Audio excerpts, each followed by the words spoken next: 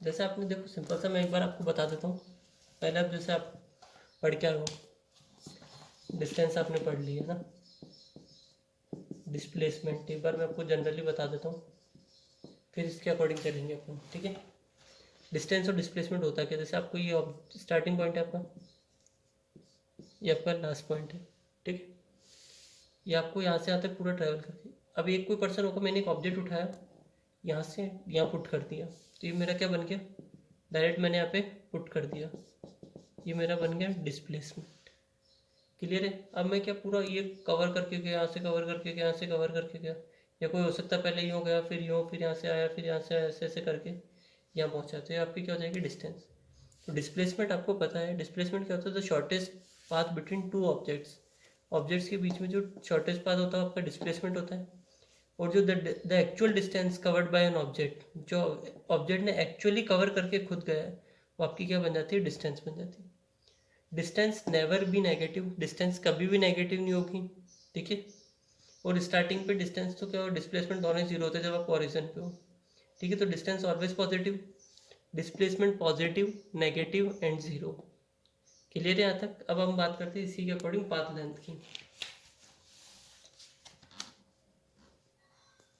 Consider the motion of a car along a straight line, ठीक है। ये हमने कार का मोशन पढ़ा है along a straight line. The car was at x equal to zero, t equal to, जब इस पॉइंट पर है कार, तो आपका एक्स भी कितना होगा, जीरो, टाइम भी कितना होगा, जीरो, ठीक है। Let P Q and R represent the position of the car, R Q और पी ये क्या बता रहे हैं, पोजिशंस बता रहे हैं कार की, at different instants of time, अलग अलग टाइम पे, जैसे T equals to zero time पे T equals to 40 second, 80 second, 120, 140, 200, 280, इस सेकेंड्स पे अपन को क्या बता रहे हैं, अलग अलग इंस्टेंट पे अपन को टाइम बता रहे हैं। ये आपका कितना हो जाएगा, यहाँ पे तो जाएगा प्लस एक्स, और यहाँ कितना हो जाएगा, माइनस एक्स। ये माइनस एक्स हो जाएगा इस लाइन पर, ये कितना हो जाएगा, प्लस एक्स हो जाएगा, ठीक है। अलग अलग इंस्टेंट पर टाइम अपन ने 3 पॉइंट बता दिए। The car moves from O to P, car ने मूव करा कहाँ से, O to P, forward direction में चल रहा है, ठीक है। The distance is called the path length, O से पी आपने कितना कवर करा है, 240। क्लियर है। यहाँ से ओ से पी आपने कितना कवर करा है, 240।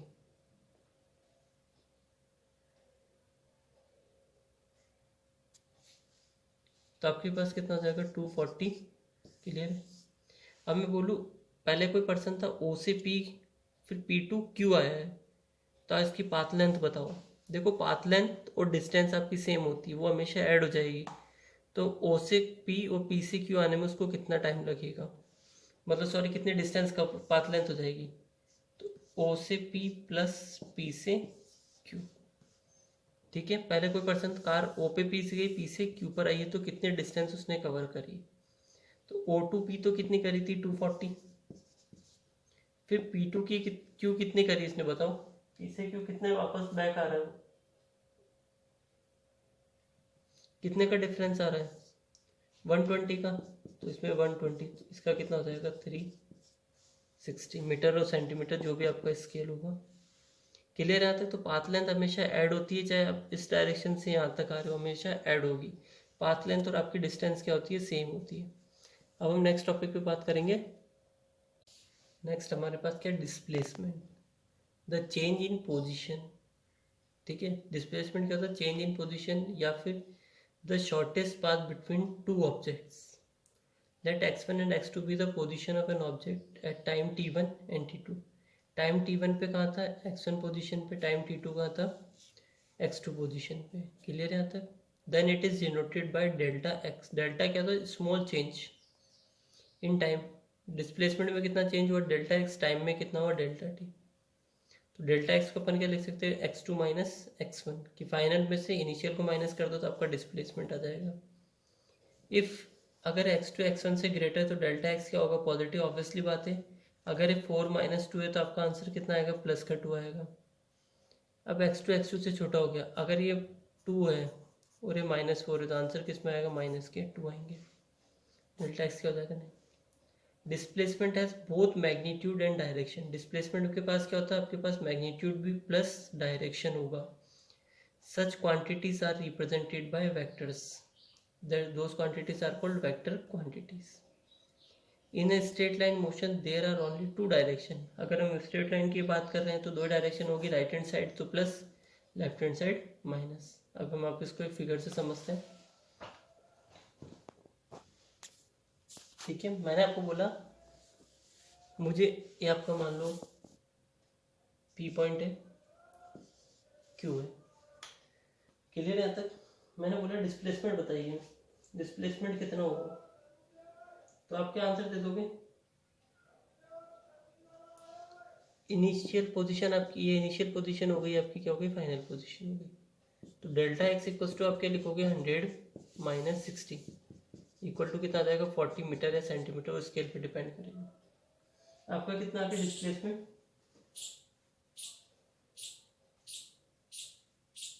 और कि अब डिस्प्लेसमेंट नेगेटिव कैसे हो सकता है वो देखो.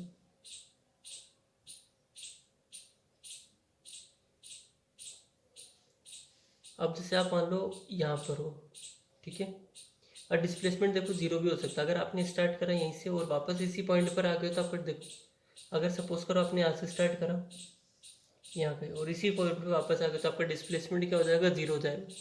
बट डिस्टेंस क्या होती है? ऐड हो जाती है. तो डिस्टेंस इस केस में कितनी हो जाएगी? जहाँ से यहाँ तक प्लस यहाँ तक दोनों ऐड हो जाएगी, जबकि डिस्प्लेसमेंट क्या हो जाएगा आपका?